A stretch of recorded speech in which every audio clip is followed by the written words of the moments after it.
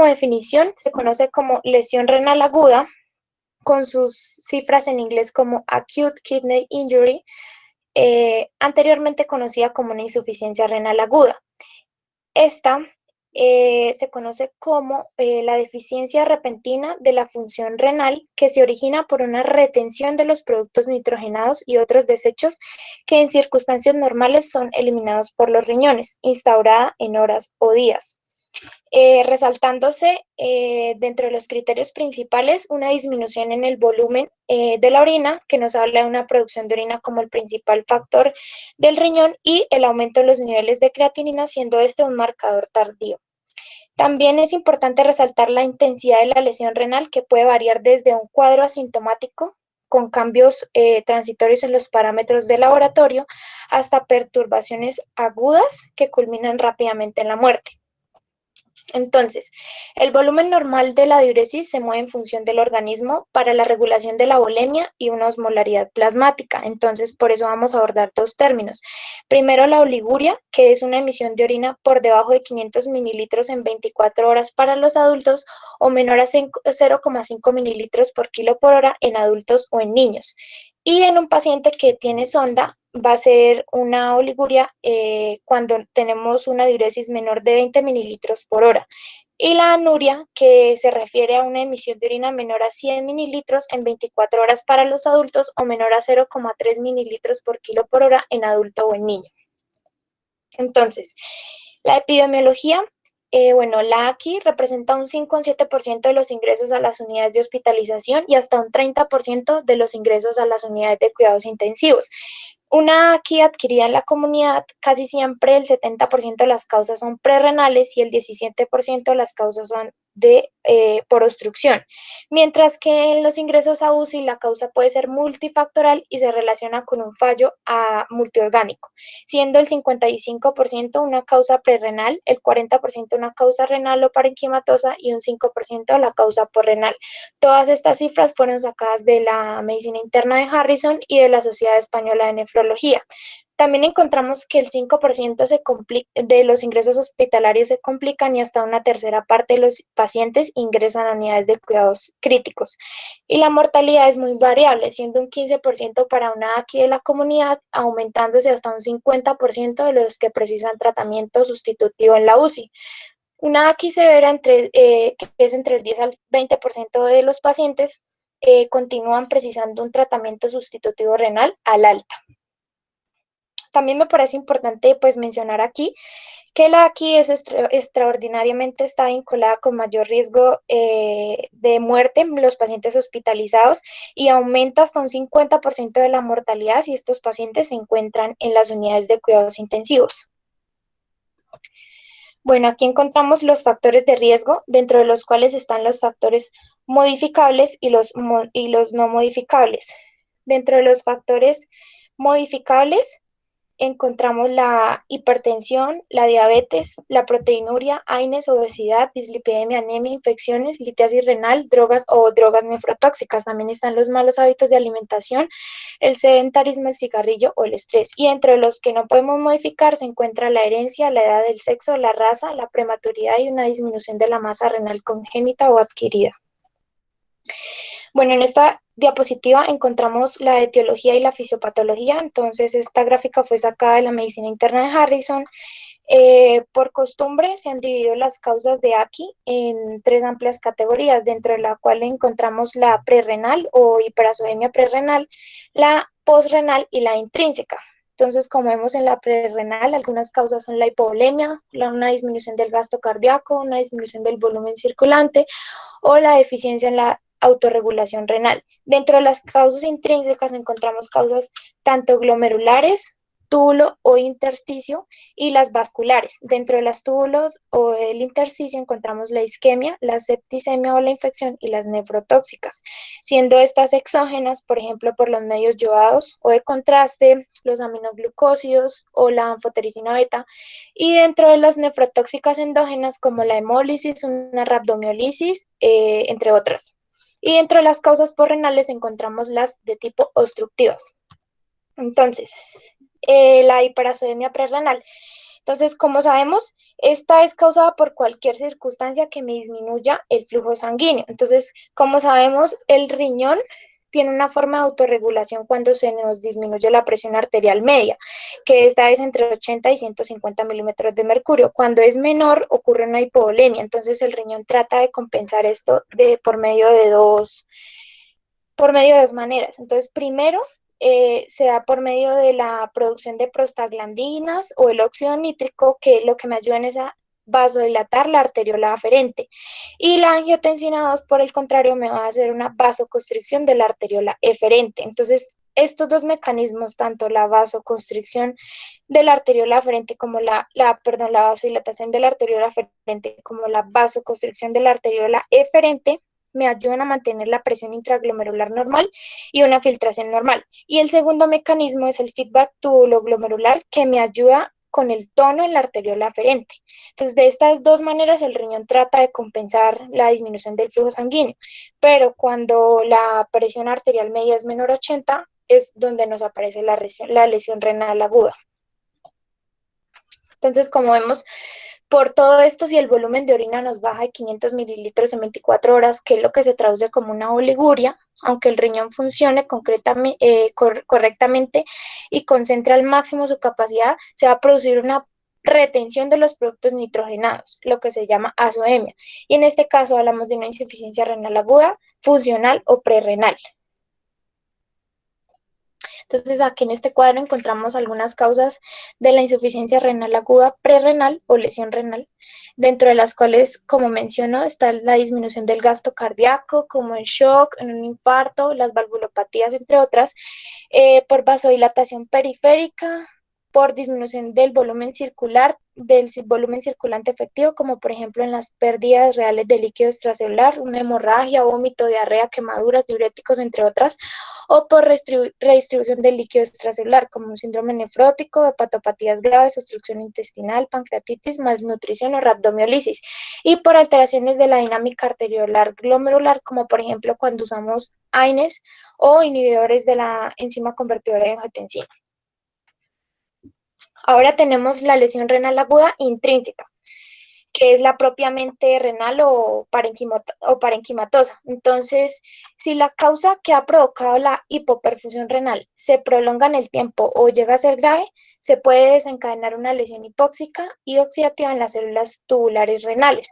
Entonces, se me va a perder la polaridad, la necrosis, y va a haber una apoptosis celular, que es lo que me llevaría a una insuficiencia renal previamente establecida. Las porciones que son más susceptibles a esta lesión son las células de la parte recta del túbulo proximal y las células del túbulo colector. Entonces, acá encontramos causas de la insuficiencia renal aguda intrínseca o parenquimatosa. Dentro de las más conocidas tenemos las de tipo necrosis tubular aguda, como isquémica o nefrotóxica. Dentro de las nefrotóxicas encontramos las exógenas o las endógenas. Dentro de las exógenas tenemos los antibióticos, los anestésicos, los AINES, y dentro de las endógenas tenemos, por ejemplo, la acumulación de células tumorales o las mioglobinas. Entonces, según la etiología, empezaremos a hablar, por ejemplo, si la lesión renal aguda es por sepsis o por septicemia, entonces los efectos hemodinámicos de la sepsis, que lo que me van a dar es una dilatación arterial generalizada, mediada en parte por citoquinas, que lo que me aumentan es una expresión del óxido nítrico en los vasos, me va a ocasionar una disminución en el filtrado glomerular. Los mecanismos presentes al principio de la sepsis va a ser una dilatación en la arteriola eferente o la vasoconstricción renal, en donde se me va a activar el sistema renina-angiotensina-aldosterona, la vasopresina, la endotelina y el sistema nervioso simpático. Esta sepsis me puede ocasionar un daño en el endotelio, originándome una trombosis microvascular, la activación de las especies reactivas de oxígeno o una migración de los leucocitos, dañándome así las células tubulares del riñón. Ahora, si la lesión renal aguda es por isquemia, entonces al disminuírseme el oxígeno a nivel tubular, se va a generar una destrucción en el citoesqueleto, va a haber pérdida de la polaridad, va a haber apoptosis y necrosis, además se van a descamar las células y va a ocurrir una fuga retrógrada del filtrado a través del epitelio tubular isquémico. Además que de esto se me va a generar una obstrucción en los túbulos por la acumulación de los restos celulares necróticos. Y a nivel microvascular va a haber una disminución en la vasodilatación por la respuesta al óxido nítrico, la prostaglandina E2 o las bradykininas, y se me va a aumentar la vasoconstricción por respuesta a endotelina, a la angiotensina 2 y al tromboxano A2. Además, va a haber un aumento en el daño estructural de las células del endotelio y va a haber un aumento en la herencia leucocitaria endotelial. Si hablamos de una lesión renal aguda en el posoperatorio, esta más que todo se da por isquemia, siendo esta una de las complicaciones del posoperatorio, sobre todo en las grandes operaciones en las que se presenta una pérdida importante de sangre e hipotensión transoperatoria. Si tenemos quemaduras y pancreatitis aguda, entonces se pueden generar extensas pérdidas de líquido en el compartimento extravascular. Además de esto, hay una hipovolemia que me disminuye el gasto cardíaco. A los pacientes a los cuales se les practica fluidoterapia masiva, pues por ejemplo una quemadura, un trauma, una pancreatitis, ellos terminan haciendo un síndrome de compartimento abdominal, en donde se me va a aumentar la presión abdominal, intraabdominal, y esto lo que me va a hacer es que me va a comprimir la vena renal y por tanto se me va a disminuir la filtración glomerular. Si tenemos una enfermedad de los vasos finos que terminan en isquemia, entonces, por ejemplo, podemos hablar dentro de las causas microvasculares como una microangiopatía trombótica, como por ejemplo un síndrome de anticuerpo antifosfolípido, una esclerodermia o una enfermedad ateroembólica. Por el contrario, podemos tener causas macrovasculares como una disección de la arteria renal o una tromboembolia, trombosis o una compresión de la vena renal. Si tenemos una lesión renal aguda por nefrotoxinas, entonces esta puede aparecer en reacción a diversos fármacos, a sustancias endógenas del cuerpo o a factores ambientales. ¿Todo esto por qué? Porque el riñón es muy susceptible a la toxicidad. Entonces, porque él tiene un riesgo sanguíneo grande y aumenta la concentración de sustancias circulantes en la nefrona. También tenemos los medios radiográficos de contraste, como por ejemplo los medios yodados, que son una causa importante de la lesión renal aguda. Su evolución clínica se caracteriza más o menos por un aumento de la creatinina que comienza entre 24 a 48 horas después de la exposición a este medio, alcanzando su máxima elevación entre 3 a 5 días y mostrando una resolución a la semana. También encontramos los antibióticos, por ejemplo, los aminoglucósidos o la anfotericina beta, que pueden llevarme a una necrosis tubular, o los antineoplásicos, ya que estos se acumulan en la zona proximal de los túbulos y me causan una necrosis y una apoptosis. También tenemos la ingestión de productos tóxicos, entre ellos, por ejemplo, tenemos el etilenglicol, que es el componente de anticongelante para carros, o el dietilenglicol, que estos lo que causan es un daño tubular. Y tenemos toxinas endógenas como por ejemplo la liberación de la mioglobina, el ácido úrico o la hemoglobina, que es lo que me van a causar. Van a causar una vasoconstricción intrarrenal, me van a hacer una toxicidad directa en la zona proximal del túbulo y van a causar también una obstrucción mecánica en el interior de la zona distal de la nefrona, cuando por ejemplo se precipita la mioglobina o la hemoglobina con la proteína de Tom Horsfall. Y también tenemos otras causas dentro de las cuales se encuentran, por ejemplo, las enfermedades como la glomerulonefritis o las vasculitis. Entonces, acá encontramos una imagen que nos resume la insuficiencia renal de forma intrínseca o de tipo renal. Entonces, por ejemplo, acá encontramos dentro de los vasos finos causas como glomerulonefritis, vasculitis, ateroembolia, hipertensión arterial maligna o sepsis. También encontramos por enfermedades de vasos grandes como un émbolo en la arteria renal, disección y vasculitis, la trombosis de la vena renal o el síndrome de compartimento abdominal.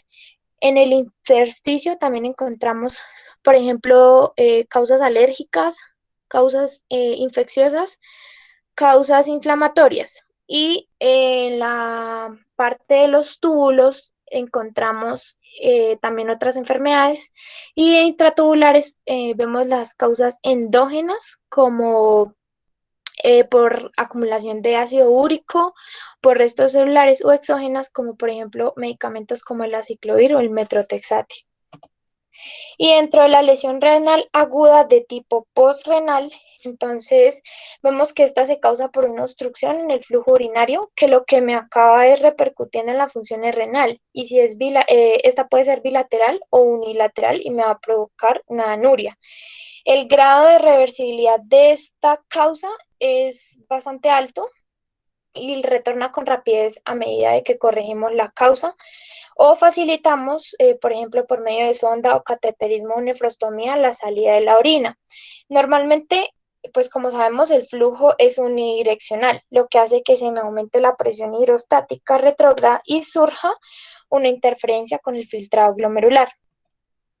Entonces acá tenemos unas causas de lesión aguda porrenal, entonces obstructivas uretrales intrínsecas como la nefrolitiasis, una neoplasia, coágulos. Dentro de las obstrucciones uretrales extrínsecas, una fibrosis retroperitoneal, la radioterapia, neoplasias y las obstrucciones intratubulares, como por ejemplo cuando se deposita ácido úrico, cristales de oxalato o cristales por la formación, por cuando se administran fármacos que se formen cristales, como por ejemplo fármacos como el aciclovir, metrotexate o las sulfamidas. Bueno, entre los criterios diagnósticos, entonces, por ejemplo, encontramos en el consenso CAIGO que hay unas pautas que me definen a la AQI. Entonces, si tenemos alguna de estas, nos ayuda para como criterio diagnóstico. Entonces, si tenemos un aumento de la creatinina sérica mayor a 0,3 miligramos sobre decilitros, es decir, mayor a 26,5 micromol por litros en 48 horas, o un aumento de la creatinina sérica mayor a 1,5 veces del valor inicial, con el que se sabe que ha ocurrido en los 7 días anteriores, o también si tenemos un volumen de orina menor a 0,5 mililitros por kilo por hora durante 6 horas. Tenemos la escala Akin, que nos ayuda que con un solo criterio, ya sea por creatinina sérica o por volumen urinario, nos ayuda a calificar el estadio. Entonces tenemos el riesgo que se caracteriza por un aumento de la creatinina sérica mayor a 0,3 miligramos por decilitro o mayor a 1,52 veces el valor basal. O también vamos a tener una disminución del volumen urinario menor a 0,5 mililitros por kilo por hora mayor a 6 horas. Esto nos clasifica como riesgo. Ya si tenemos una injuria, vamos a tener una elevación de la creatinina sérica mayor a 2 a 3 veces del valor basal, una disminución del volumen urinario menor a 0,5 mililitros por kilo por hora, lo mismo que oliguria, pero ya va a ser mayor a 12 horas. Y si tenemos un fracaso, ya va a ser un aumento de la creatinina mayor a 3 veces del valor basal o una creatinina mayor a 4 miligramos sobre decilitro. Y también vamos a tener o la presencia de una terapia renal sustitutiva o la presencia, si es por volumen urinario, de oliguria en 24 horas o anuria en 12 horas.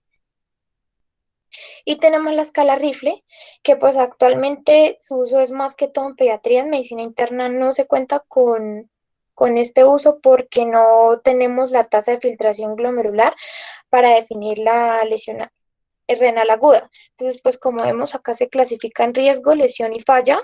Estas son de alta sensibilidad y la pérdida de la función de alta sensibilidad y la pérdida de la función y la enfermedad renal terminal son de alta especificidad, es decir, que esta especificidad nos confirmaría la enfermedad. Entonces, Rifle tiene en cuenta el índice de filtración glomerular y el gasto urinario. Bueno, como diagnóstico, entonces esta tabla resume más o menos la evaluación diagnóstica de la insuficiencia renal aguda. Entonces, siendo como primordial una buena historia clínica con una anamnesis y una exploración física completa, la cual nos hará ir sospechando sobre la probable etiología. Además de esto, tenemos que buscar antecedentes alérgicos, si toma medicamentos o si toma algún tóxico, si tiene una cirugía reciente y las demás causas que ya nombré en la etiología. Dentro de los análisis o la bioquímica de urgencia tenemos los análisis básicos de sangre y orina. Entonces, dentro de los cuales tenemos el análisis de la creatinina, del BUN, de los iones, el pH y la gasimetría, y también una hematimetría con recuento leucocitario. Ya, por ejemplo, dependiendo de las manifestaciones clínicas, por ejemplo, podemos pedir una creatinfosfoquinasa, amilasa, la LDH o las transaminasas. La CPK solamente se pide cuando tenemos una urgencia dialítica por lesión renal aguda y que no encontramos la causa y estamos pensando en una probable rhabdomiolisis. Como parámetros de funcionalidad, entonces estos los están encaminados es para determinar si el riñón está respondiendo fisiopatológicamente a una perfusión renal inadecuada o si realmente hay una lesión de este órgano que impide que él no funcione de la manera correcta. Entonces, como vemos en esta tabla, tenemos estos parámetros para determinar la funcionalidad de la insuficiencia renal. Entonces, los parámetros son el sodio, el coeficiente de sodio-potasio en la orina, la osmolaridad de la orina, la excreción funcional de sodio, el BUN, la creatinina, el índice de fallo renal y los cilindros. Entonces, dependiendo de su resultado, nos podremos ir hacia si es una funcional o prerrenal o si es una lesión renal aguda establecida o parenquimatosa. Dentro de la ecografía renal y de vías urinarias, entonces, pues debemos partir que lo importante es tener en cuenta que el tamaño normal de los riñones es entre 10 y 12 centímetros, siendo el izquierdo más voluminoso que el derecho. Entonces, en esto es importante la búsqueda para saber si es una lesión aguda o si realmente es una lesión crónica. Como pruebas de laboratorio y otras exploraciones, entonces todas estas ya son en búsqueda de la causa si el paciente no sale de la lesión renal aguda y si entró en una diálisis. Entonces tenemos el análisis urinario, entonces pues si hay presencia de hematíes, si hay proteinuria significativa o si hay presencia de cilindros hemáticos. Dentro de las pruebas serológicas, por ejemplo, se pueden pedir los anticuerpos anticitoplasma neutrofílico para buscar una vasculitis o también los anticuerpos anti-DNA o anti-CL70 para buscar un lupus. Como análisis de proteínas, también tenemos los análisis hematológicos, por ejemplo, buscando un síndrome hemolítico urémico o una púrpura trombocitopénica. Como estudios microbiológicos, pues para confirmación de infecciones, o por ejemplo en el caso de una sepsis, el hiato osmolar se utiliza más que todo en sospecha cuando tenemos intoxicaciones con moléculas, como decía, por ejemplo, el etilenglicol, el etanol o el metanol. Y el examen de fondo de ojo, por ejemplo, es útil para evaluar una enfermedad arterioembólica. También tenemos pruebas complementarias diferentes a la ecografía, entonces dentro del cribado para una uropatía obstructiva podemos usar una tomografía axial computarizada, una pielografía descendente, una pielografía retrógrada o una cistografía. Y para un cribado de la afectación vascular, por ejemplo, si estamos sospechando un infarto renal, podemos pedir una arteriografía. Y si se confirma, por ejemplo, le podemos mantener el catéter en la arteria renal e infundir fibrinolíticos durante las primeras 24 horas. También podemos pedir una fleografía o un ecodoppler. Como biopsia renal, entonces hay tres modalidades para realizarla. La más utilizada es la percutánea. Esta se realiza con control de ecografía y está dirigida a través de una guía. También está usada la quirúrgica o la transyugular, que se utiliza más que todo en pacientes que tienen alteraciones de la coagulación. Esta biopsia debe tener fragmentos de la corteza y de la médula renal. Es importante mencionar las indicaciones, pues ya que no es común llegar a una biopsia renal. Entonces, las indicaciones más frecuentes son, por ejemplo, cuando tenemos una insuficiencia renal aguda en un paciente que fue trasplantado. Entonces, para establecer si esta lesión es por una necrosis tubular aguda, por si está haciendo una toxicidad por los inmunosupresores que está recibiendo o si en realidad está haciendo un rechazo. También se utiliza cuando sospechamos otra etiología, como por ejemplo una vasculitis de pequeños vasos, una glomerulonefritis, etcétera, o también en casos en los que la necrosis tubular aguda se prolonga durante el tiempo y no vemos una adecuada recuperación. Y tenemos los nuevos marcadores de la lesión renal. Entonces, que la idea de estos es que nos ayuden a realizar un diagnóstico precoz en la lesión renal y su posterior manejo. Además, nos ayuden a establecer un diagnóstico diferencial con otras enfermedades y nos ayuden a estadificar su pronóstico. Entonces, dentro de los cuales por ahora se tienen en estudio la cistatina C y la beta-2 microglobulina, que son liberados en el tejido renal a través de la sangre o de la orina. Bueno, entonces acá encontramos un algoritmo diagnóstico en el cual vemos que como principio la historia clínica.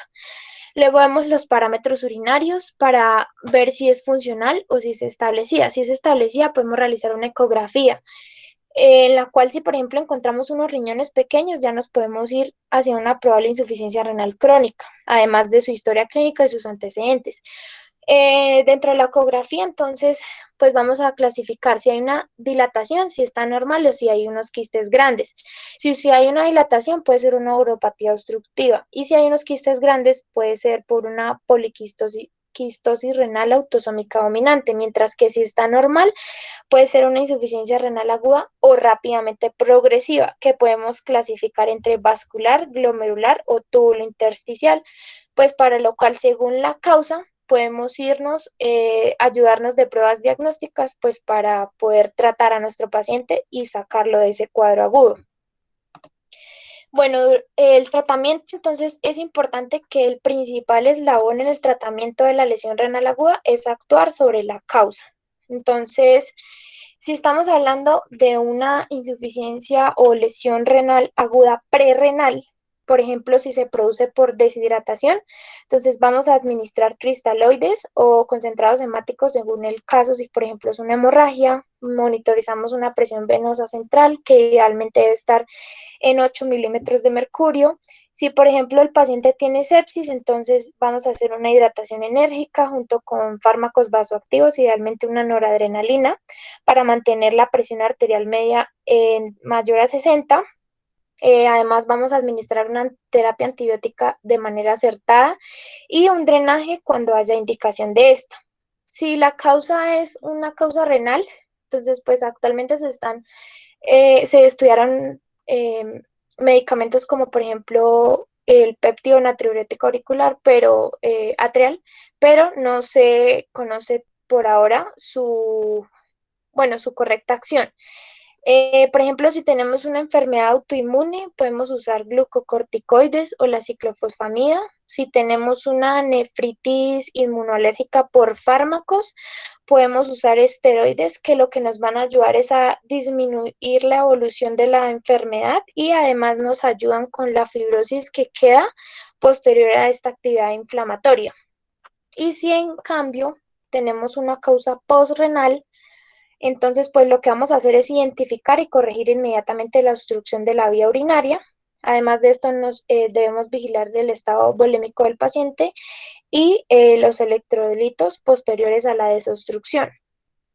Y tenemos el tratamiento renal sustitutivo, entonces, que pues trata de manejo de líquidos, indicado en problemas de medios internos, como por ejemplo una hiperpotasemia, alteraciones del sodio o una acidosis metabólica grave, o cuando tenemos aparición de alteraciones clínicas secundarias a la uremia, como una miopatía o una encefalopatía.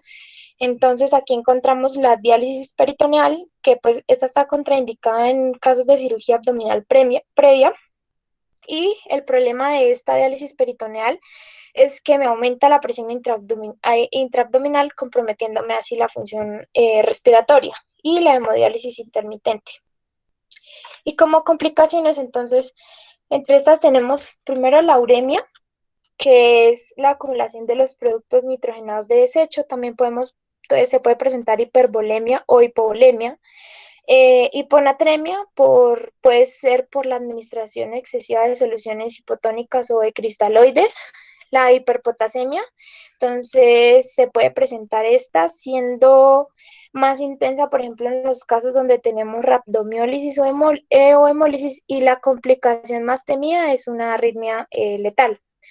También se puede presentar acidosis metabólica, hiperfosfatemia e hipocalcemia. Eh, También podemos encontrar hemorragias, que estas además se exacerban si el paciente presenta sepsis, se presenta una hepatopatía o una coagulación intravascular diseminada. Y además, pues sabemos que los efectos hematológicos directos de la uremia por la lesión renal aguda me incluyen una disminución de la eritropoyesis y me afectan la función de las plaquetas. También encontramos infecciones o desnutrición, que por ejemplo la desnutrición sea porque la lesión renal aguda produce cuadros de hipercatabolismo, y complicaciones cardíacas como las arritmias, la pericarditis y el derrame pericárdico. Gracias. Bueno, esta exposición fue sacada sobre todo de la medicina interna de Harrison y de la Sociedad Española de Nefrología. Bueno, Mayra, muchas gracias. Mi nombre es Vanessa Cadavid, me presento pues nuevamente porque ya Mayra les había comentado, yo soy residente de segundo año de medicina interna. Espero poder aportarles un poquito para su conocimiento y formación. Les agradezco a todos por haber escuchado la charla. Felicitaciones a Mayra porque creo que a pesar de que es un tema bastante extenso, ella se lleva un aplauso en que lo supo sintetizar muy bien y presentarnos de forma adecuada todas las cositas. Hablábamos con Mayra que habían varias definiciones desde hace tiempo que se venían utilizando, pero el consenso CADIGO finalmente en el 2012 lo que permitió fue reunir de todas esas definiciones que teníamos, precisarlas y dejarla en la que hoy acotamos y en la que Mayra nos presentó. Que es importante tener en cuenta que ya no se habla de que sea insuficiencia renal, pues porque el riñón nunca llega a ser insuficiente en la lesión renal aguda, porque como ya ella nos presentó, tiene muchísimas funciones que nunca dejan de hacerse a pesar de que el riñón esté en una lesión renal aguda. Hay muchas personas que dicen que se pone en discusión la utilidad de esas, digamos, de que se estadifique de esta manera la lesión renal, porque finalmente la debemos tratar según la etiología, que habían varias bastante importantes que nos mencionaba.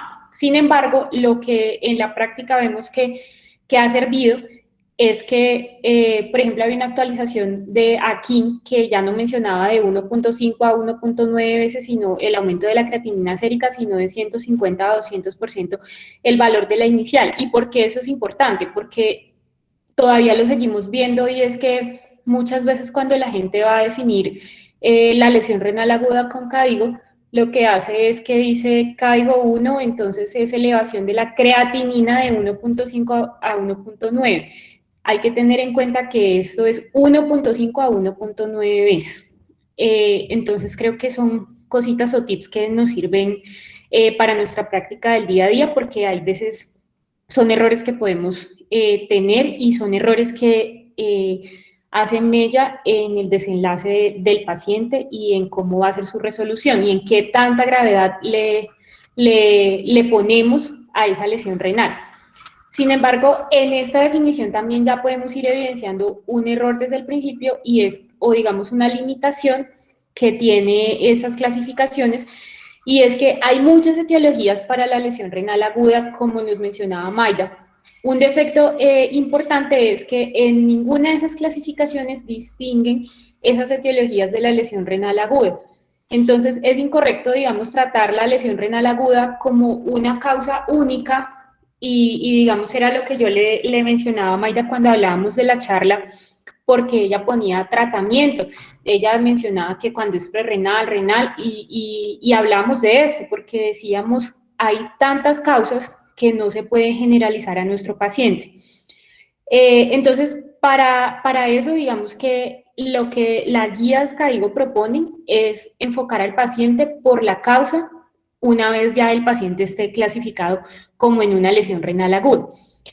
Eh, Hay una limitante y es la creatinina, porque si bien la guía creo que lo llega a reconocer, por eso nos propone la diuresis.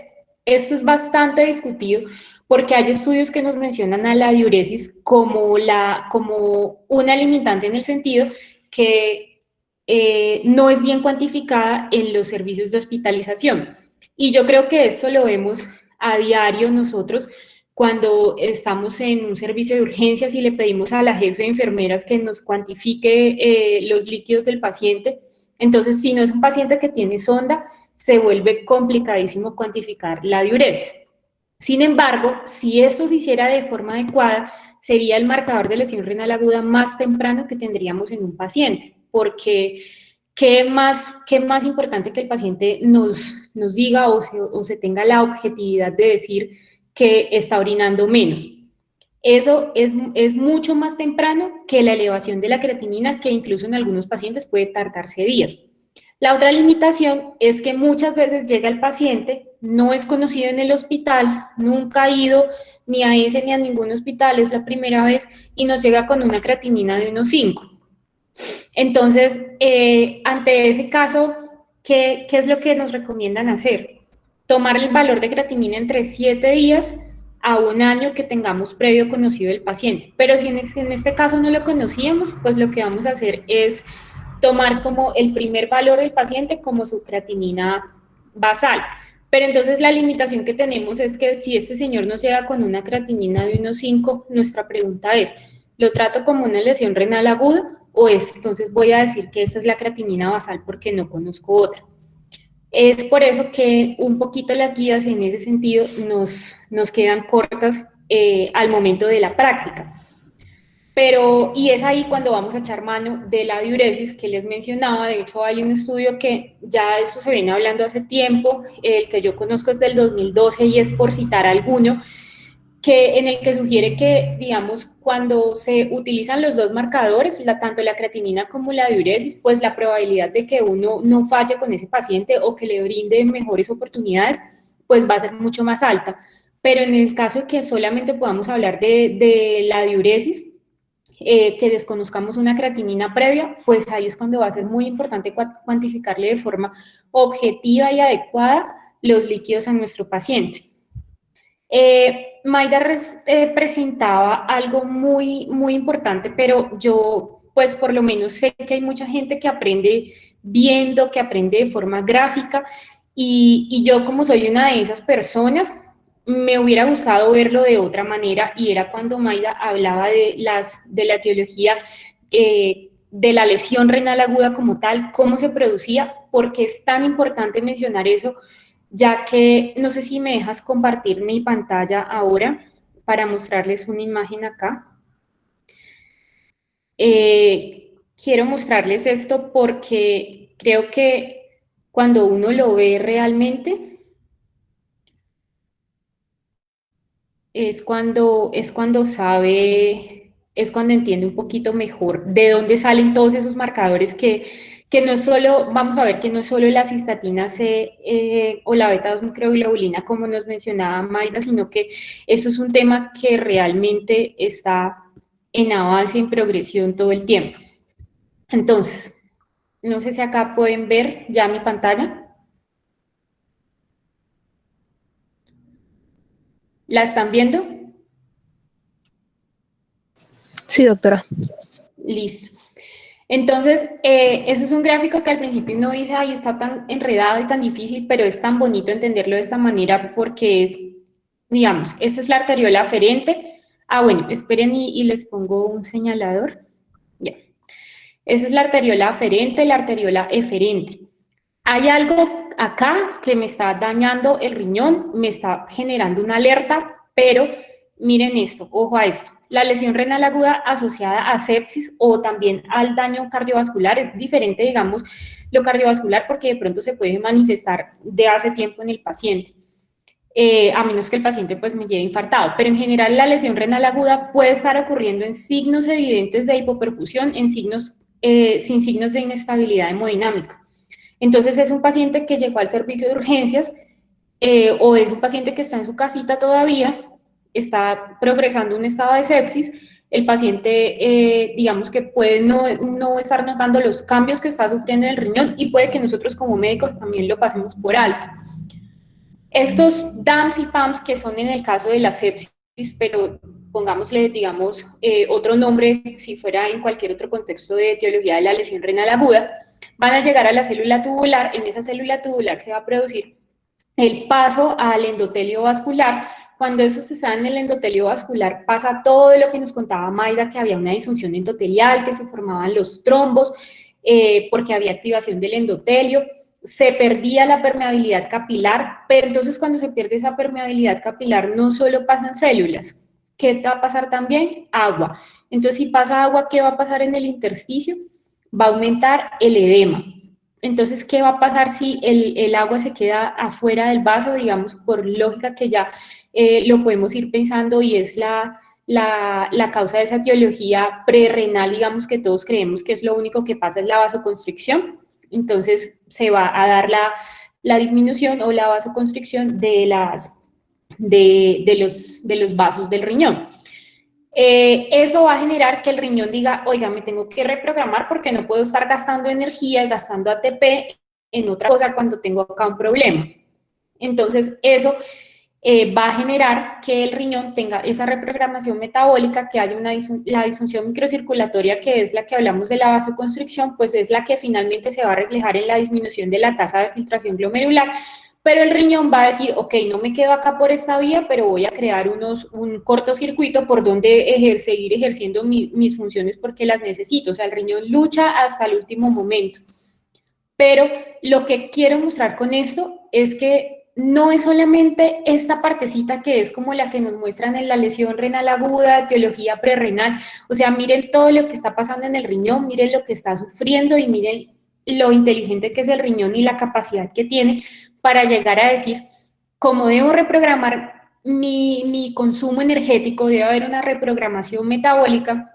Entonces, lo que voy a hacer es decir, generar como unas alarmas, es decir, oiga, yo tengo que parar, digamos, el intercambio de electrolitos, tengo que parar la producción de proteínas, tengo que empezar a hacer algo.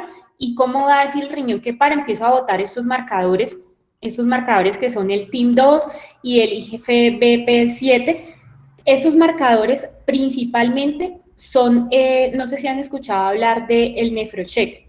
El NephroCheck es como un dispositivo ahora que lo que hace es medirle rápidamente al paciente estos dos biomarcadores y es un marcador temprano de lesión renal aguda. ¿Qué es lo que pasa? Que pues, es costoso, todavía no es utilizado en todas las clínicas de nuestro país. Entonces, pues, pero digamos que miren la importancia que tiene este biomarcador, ¿sí? Porque tempranamente, antes de la creatinina, o sea, miren, acá todavía la creatinina ni por la sombra se va a ver alterado, pero ya miren todo lo que está sucediendo en el riñón. Entonces el riñón dice, bueno, ¿yo qué tengo que hacer? Detener mi ciclo celular, porque si no, no puedo bloquear la síntesis de proteínas, no puedo hacer que pare toda mi maquinaria y me voy a seguir gastando el ATP en lo que no necesito. Entonces el riñón dijo, detengo todo esto porque no me voy a gastar el ATP. Hace esa reprogramación metabólica y hace algo que se llama mitofagia. La mitofagia es la capacidad que el riñón va a decir, voy a detener el ciclo celular, pero no va a entrar a célula en autopsia. Ustedes saben que una célula normal que detenga el ciclo celular, pues es una célula que va a decir apoptosis.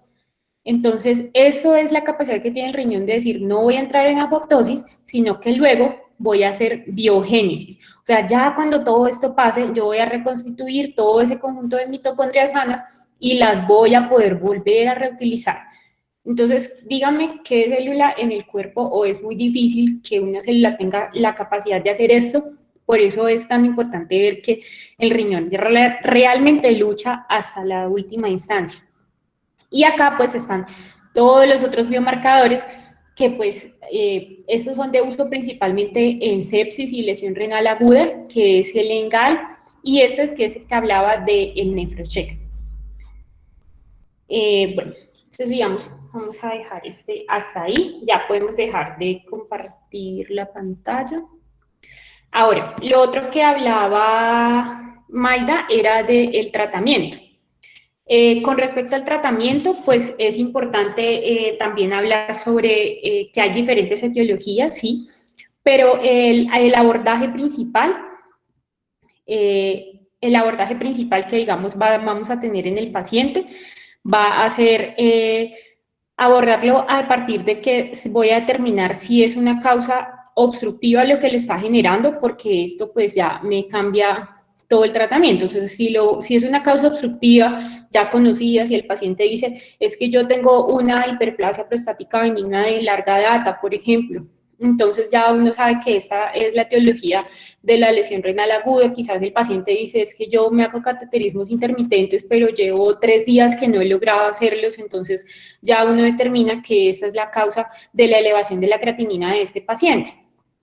Entonces uno dice, bueno, ¿qué hago? Resuelvo la obstrucción y pues el paciente ya en teoría debería mejorar.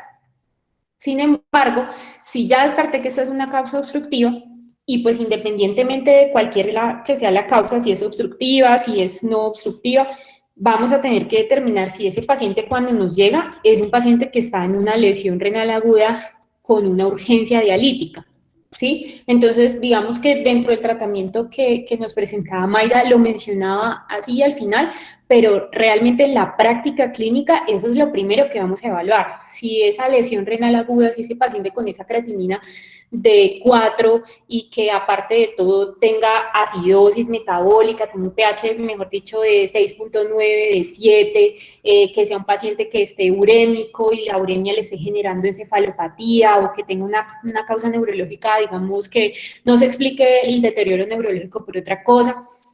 En fin, que tenga un paciente con potasio alto, que esté asociado a cambios electrocardiográficos o que esté asociado además a que esté hipervolémico o que esté asociado además a que tenga alteraciones musculares, pues ese es un paciente que me está gritando que está en urgencia dialítica. ¿Sí? Entonces, en ese paciente, sí es eso lo primero que vamos a tener que evaluar. No es tanto como lo dejo para el final porque no mejoró. Sí, eso puede ser otro tipo de personas, pero si el paciente ya llega en urgencia dialítica, eso es lo primero que vamos a hacer, pues llamar a nefrología. Si es un paciente que no está en urgencia dialítica, entonces, pero es un paciente que, digamos, yo sospecho que tenga una lesión renal aguda prerrenal, como nos mencionaba Maida, entonces yo, digamos que hay varias cosas que puedo hacer. Lo primero es que yo digo, no piensa, digamos, es bueno mantener todavía lo de prerrenal, renal y posrenal, es en el contexto en el que voy a pensar cómo abordarle un tratamiento, porque yo puedo decir, el paciente prerrenal necesita líquido, por así decirlo. Entonces, uno puede hacer una prueba de comenzar una fluidoterapia dependiendo de la causa del paciente. Entonces, ya sabemos que si el paciente está en sepsis, necesita una reanimación hídrica importante, 30 cc por kilo. Si es un paciente que, por el contrario, me llegó deshidratado porque tenía diarrea, entonces es un paciente que igual puedo pensar a abordarlo con 1 a 3 litros de cristaloide. En nuestro caso, pues utilizamos cristaloides que sean soluciones no cloradas. Esas soluciones no cloradas en nuestro medio, pues va a ser, por ejemplo, el lactato de Ringer. Entonces vamos a considerar eso. Segundo, vamos a decir, ese paciente debo suspenderle nefrotóxicos. Entonces, ¿qué medicamentos venía tomando o qué medicamentos le han formulado que puedan estar comprometiendo la función de su riñón? Ahí vamos a hacer otro abordaje. Y hay una forma, digamos que si es un paciente que está si está congestivo y que secundario a esto puede estar generándole además su lesión renal aguda, que es el paciente que nos puede llegar con una falla cardíaca, y vemos en la etiología del cuadrito que les mostraba ahorita del dibujito de la sepsis, que esa lesión endotelial que está ocurriendo en el riñón en la lesión renal aguda, pues va a generar la pérdida de la barrera endotelial o un daño endotelial que va a hacer que además de todas las cosas que pasan ahí, células, etcétera, pues también va a pasar agua. Entonces, como va a haber un aumento de edema intersticial, el primer abordaje que uno pensaría en ese paciente es hacerle, por ejemplo, uno le puede hacer un test de respuesta a furosemida. En ese test, uno puede iniciar con 80 o llevarlo a 200 miligramos de furosemida y lo que se espera es que el paciente a las 2 horas tenga una diuresis de 200 cc. Eso sería un test de furosemida positivo. Pero si hay pacientes que no responden a los diuréticos, el paciente persiste con la elevación de la creatinina, al día siguiente está peor, ese es un paciente que debemos ir considerando para una terapia de reemplazo renal, o sea, una diálisis. Hay, digamos que el inicio de la modalidad estaría a determinación de nefrología, si va a ser una terapia y del estado clínico del paciente, porque si es un paciente que está en la UCI y es un paciente pues que lo requiere, muchas veces se inicia es una terapia no como mencionaba Maida acá, sino intermitente, sino una hemodiálisis continua. ¿Por qué? Porque lo que necesitamos es sacarle agua y sacarle agua a este paciente. Y lo otro es que ese paciente, lo otro es que la gente dice como, pero ¿cómo así que ponerle furosemida a una lesión renal aguda? Entonces la gente tiende a pensar que la furosemida le va a empeorar la función del riñón al paciente. Entonces yo los invito o los motivo a que se lean un artículo que es viejito, pero hay una actualización del año pasado o de este año, creo, sí, que se llama Los 10 mitos de la furosemida. Y ahí pues nos hablan de la furosemida enfocada a la lesión renal aguda y es un artículo muy bonito porque nos habla como, ojo, ¿la furosemida causa la lesión renal aguda? No, definitivamente no causa la lesión renal aguda porque incluso puede ayudar a los pacientes que tienen sobrecarga de líquidos, que llegan hipervolémicos y puede llegar a resolver la lesión renal aguda, resolviendo pues los signos de congestión y de hecho es el abordaje inicial porque uno no le entra, a menos que el paciente llegue en urgencia dialítica, pues no le entra con la diálisis. Otro punto que trata ese artículo es que si uno debe suspender la furosemia cuando se aumenta la creatinina. Entonces, no necesariamente y no se debe atribuir ese aumento a la furosemida como tal y a su mecanismo de acción, porque lo que sucede es que el paciente puede que ya lo hayamos deshidratado pues tanto con la furosemia, si el paciente está orinando, que haya tenido más bien una respuesta al diurético. Entonces, ese aumento aislado de la creatinina en combinación con un aumento, por ejemplo, del hematocrito, que sería el marcador que nos guiaría ahí, puede ser simplemente un signo de reducción del volumen intravascular porque secamos al paciente y pues porque el paciente ya está respondiendo como tal a una descongestión efectiva, que era lo que necesitábamos. Y pues nada, pues yo creo que eso era todo, considerar lo de los marcadores, que hay diferentes, no solamente está la cistatina C, de hecho la cistatina C es utilizada más que todo en estudios de investigación porque se le debe casi que administrar al paciente y, o sea, estar midiendo ahí, digamos, no sé, in vivo, el biomarcador. Entonces, no es realmente para uso clínico ni siquiera. A diferencia de lo que sí es el NephroCheck, que como les mostraba, o el ENGAL, que tiene como tal una demostración en la fisiopatología de la lesión renal aguda.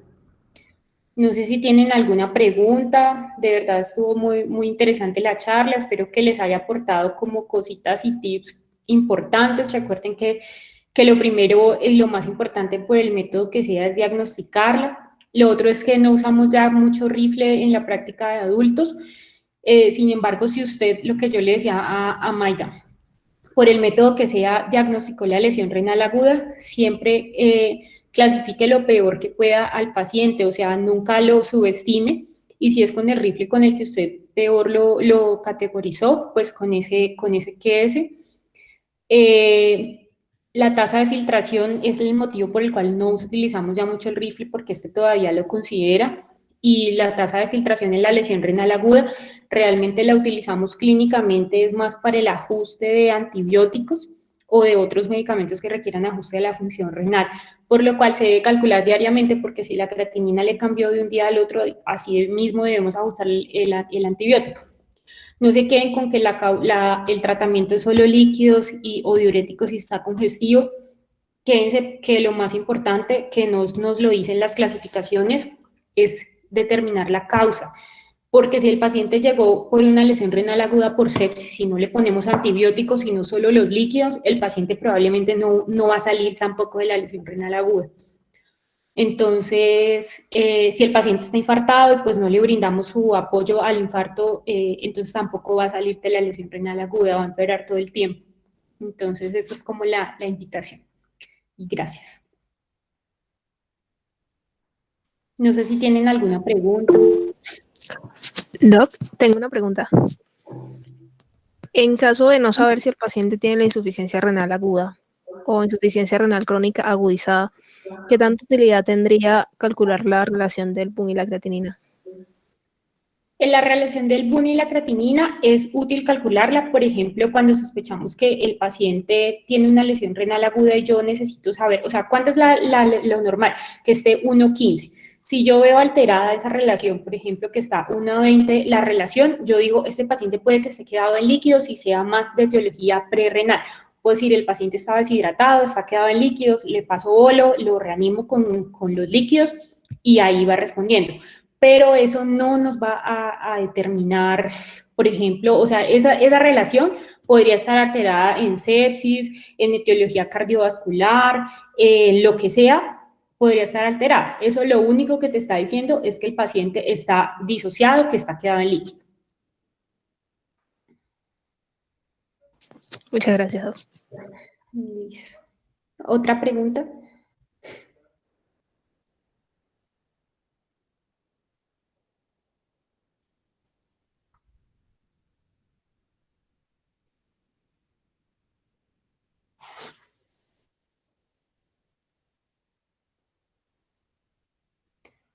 Listo, bueno, parece que ya no hay más preguntas. Muchas gracias, felicitaciones otra vez, Maida, muy, muy buena tu charla.